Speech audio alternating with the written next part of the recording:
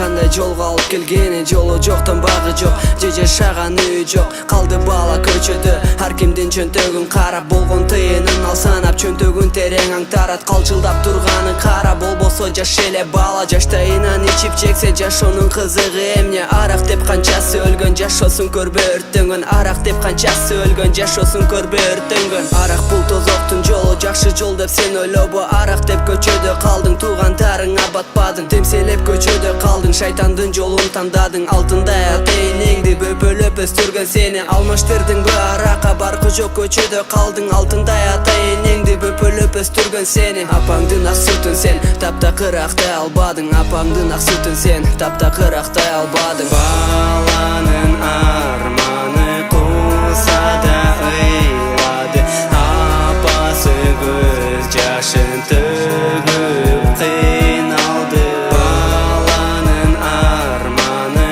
куса да ыйлады, апасы көз жашын төгүп кыйналды. Арадан айлар өттү, арадан жылдар өттү. Баягы бала оңолуп, азыр өзүнү карап, ичкен адатын таштап, жакшы ойлор менен жаңы жашоого кадам таштап, 5 убак намаз окуп, ичкиликти таштап, ата энесинин алдында карыздар экенин түшүнө билип, ойгонуп, ойлонуп, ак менен караны ажырата билип, адамдардын сүйлөгөнүнө карабастан, ушак сөздөрдөн ары болуп, өкүнүп, ойлонуп, текке кеткен убактарым деп, кантип аны артка кайтарамын деп, өзүнө суроо берип, өзүнү өзү кыйнай берет. Бир кадам өлүм астында турарын билет, бирок эч кимге айтпай, эл көрбөгөн жерге барып ыйлайт, ичине күйүп жана тапа мени кечириңиз деп бакырып ыйлайт.